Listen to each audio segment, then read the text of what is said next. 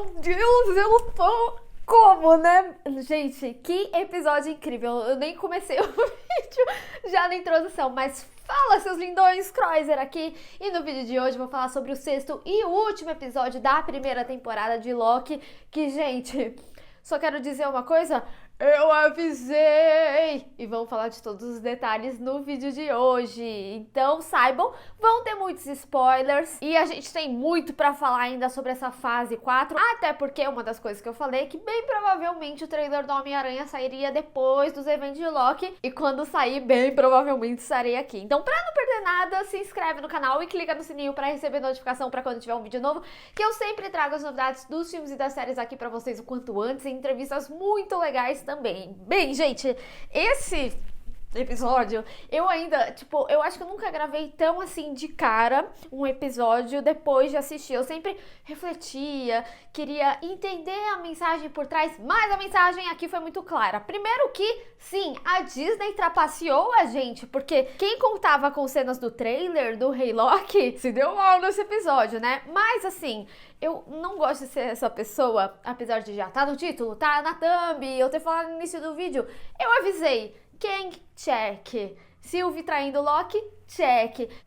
Deixa eu me vangloriar um pouquinho, até porque essa série fala muito sobre narcisistas, então eu tenho esse direito de ser um pouquinho narcisista aqui. Mas enfim, gente, uma coisa que eu preciso falar logo de cara, assim, é que eu amei o episódio do começo ao fim. Primeiro que eu achei que ele foi um episódio extremamente bonito, toda a fotografia do episódio foi realmente lindo, assim, de se ver, né? Eu não sei vocês, mas no momento que eles estavam entrando ali e a gente ouvia vozes de coisas que a gente já viu pela Marvel, inclusive em WandaVision, aquela fala do Visão falando sobre o que é o luto, né? Gente, eu me arrepiei todinha. E pega esse detalhe quando a gente é levado ali pra timeline sagrada. Gente, ali dentro tava todo o reino quântico. Sério, eles ainda vão explorar muito isso. E tenho que dizer também que na minha entrevista com a diretora e o elenco aqui no canal, uma das coisas que eu tinha questionado ela era sobre a assinatura de direção dela, porque ela também dirigiu Sex Education, que é uma série completamente diferente do que a gente tá vendo em Loki, e ela disse que uma das coisas que ela faz muito eram cenas girando. E aqui a gente já vê aquela cena girando quando eles estão entrando ali no castelo do Kang, maravilhoso. Inclusive, gente, se vocês não sabem, né, quem é o personagem, porque eles não deixam muito claro. E se você não tá muito familiarizado com as histórias da Marvel, quem que é esse personagem que a gente conheceu nesse episódio?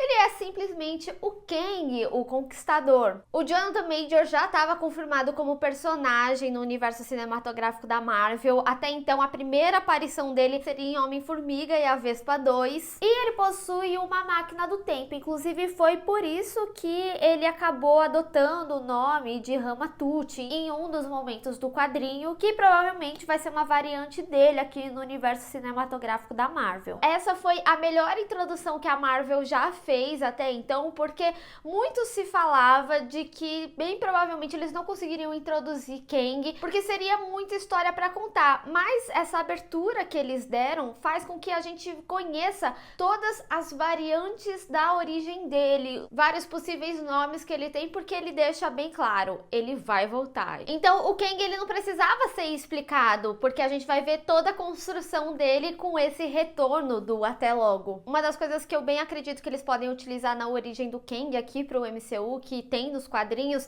é que ele não é, né, da timeline principal, vamos colocar assim, porque ele de fato é um viajante no tempo, e isso pode ficar implícito, porque no momento que ele explica como que aconteceu toda a questão da timeline sagrada, ele fala sobre ele ter conhecido outras variantes dele, e é muito interessante, principalmente porque nesse momento ele fala que o encontro, né, sempre é meio narcisista, as variantes, elas se gostam, principalmente porque é uma conquista, ainda mais pra ele, que é um cientista, e esse diálogo é muito importante, principalmente quando a gente tá falando sobre uma série de Loki, sobre ele ser um personagem narcisista. Então toda essa fala dele ali já era um prelúdio pro que a gente ia ver da traição da Sylvie, né? Porque é justamente o que ele falou pra gente. As variantes, elas podiam até se dar bem, elas poderiam ter objetivos em comum, mas em algum momento elas iriam brigar. Inclusive, ele até cita, né, sobre a Grande Guerra e que a timeline sagrada, ela foi justamente precisa por causa disso. Então aqui, principalmente depois do episódio anterior, né, que a gente vê os outros Locks falando, não, o trono é meu, a gente já consegue ter esse vislumbre que é exatamente isso sim que aconteceria. Então o Kang, ele não tava falando nenhuma mentira ali, ainda mais sobre o Loki. E eu gostei que por mais que a gente não tenha uma super explicação de quem é o Kang, a gente já consegue sentir algumas pitadas sobre a origem deles. Muito do que a gente vê ali, inclusive dele saindo, é justamente porque ele tem essa máquina do tempo. Então, pra mim, no momento em que ele escapa das facadas da Sylvie, ele tá utilizando essa máquina do tempo dele, já que ele consegue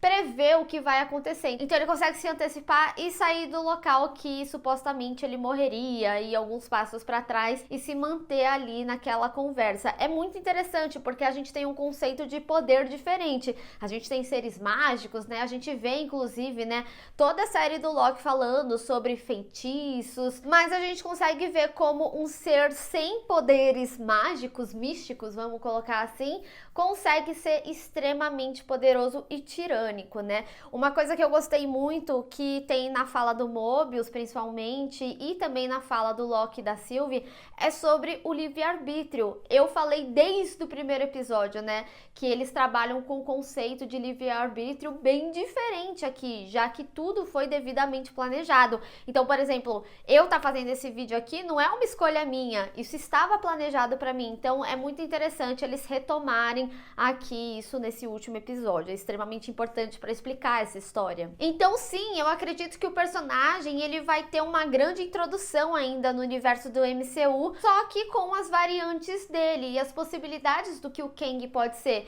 E por isso ele não foi apresentado pra gente com muitos detalhes. Ele vem como esse ser poderoso que justamente traz essa curiosidade pra gente saber mais dele. Quem que é ele? E principalmente pra mim, como ele vai ser utilizado aqui no MCU. Porque assim, gente, vamos combinar uma coisa. Não é qualquer coisa ele simplesmente ser o cara por trás de tudo isso que a gente acompanhou ao longo dos anos. É um personagem extremamente importante. Inclusive, muitos comentaram nos vídeos anteriores falando que Kang era um delírio coletivo, como foi o Mephisto. Mas assim, gente, tinham muitas pistas que levavam, inclusive a Esfinge ali, antes deles entrarem. Gostei muito que uma das coisas que eu tinha falado no meu vídeo anterior foi justamente da pessoa que estava por trás disso tudo ter sido uma pessoa que conseguiu domar o Alioth. E a gente viu exatamente ele explicando isso aqui. Então eu tô muito curiosa de saber como que a Marvel vai trabalhar o personagem aqui. Bem provavelmente vai ser diferente dos quadrinhos, com algumas coisinhas ali, como essas variantes do próprio Kang. E, gente, o ator, né, o Jonathan, eu simplesmente amei ele explicando tudo. Inclusive, eu gostei muito, e era algo que eu não esperava, que o fato do Loki e da Sylvie chegarem lá no castelo era algo que ele já planejava. A gente viu ao longo da série inteira eles falando que tudo que aconteceu, como por exemplo o estalo do Thanos e aí os Vingadores irem atrás das joias e desfazer tudo, era tudo algo planejado ali na timeline sagrada. E eu gostei muito a virada que eles trazem, né? Dá até um bug assim no cérebro, principalmente porque você tá tão imerso naquela cena em que ele fala que aquele teria sido um momento que ele nunca tinha vivenciado, que bem provavelmente foi a escolha do Loki de concordar com ele e manter a timeline sagrada, mas a gente também ter um outro Loki que não concordou.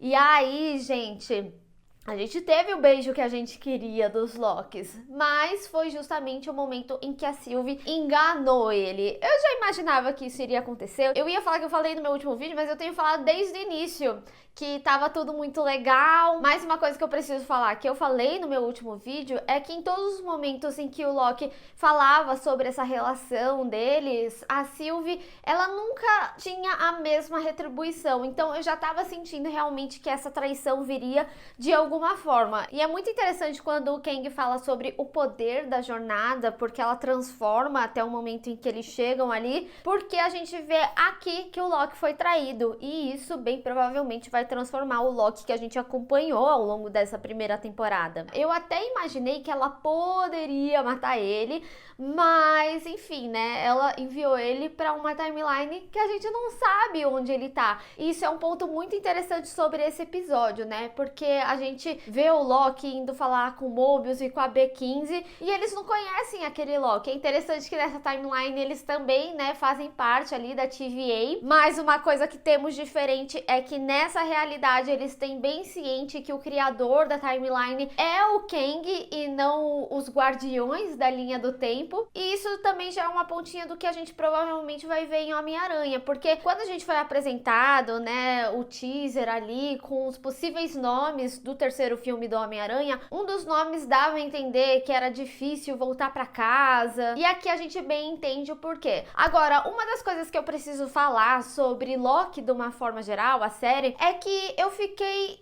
não vou falar decepcionada, porque eu acho que é uma palavra muito forte, com a Ravonna. Ela é uma personagem que eu ainda acho que pode entregar muita coisa, ela realmente é uma leve introdução, é porque ela veio com uma importância muito grande e a gente não viu muito dela. Então eu acho que eles ainda vão fazer uma construção maior para a personagem, até porque tem aquele momento que a gente vê a B15 com uma variante da Ravonna, em que ela não é uma juíza. E não só, né, a Miss Minute, quando ela dá aqueles arquivos pra Ravonna, ela também fala, ele achou que seria melhor você ver isso. Qual que era o conteúdo, né, daquilo que ela foi atrás, e a gente vê que ela também vai, né, meio que para uma missão, como se ela tivesse uma chamada para uma missão. Então eu realmente acredito que a personagem ela ainda vai ser muito mais explorada. Então é por isso que eu falo, não é uma decepção, é mais uma frustração, acho que seria a palavra certa, porque eu queria ver mais a personagem e a gente teve bem pouco nessa primeira temporada. Mais uma coisa que eu preciso dizer é que eu já vinha questionando sobre ela saber realmente da verdade, né, da TVA, porque eu falei sobre ela ir ali no elevador e ela ficar meio tensa. E aqui nesse episódio, quando tem o diálogo dela com o Mobius, ela chega a falar que ela tava tentando proteger ele e que tinha um motivo para fazer as coisas que ela fez. Então eu realmente acredito que ela tava bem ciente de quem tava por trás. Até porque, como eu falei, né, nos quadrinhos a história dela é relacionada com a do Kang. Então, de todas as pessoas que a gente viu, ela talvez saiba exatamente com que a gente tá lidando e todo esse caos, né, que se transformou aí no final da primeira temporada de Loki, porque afinal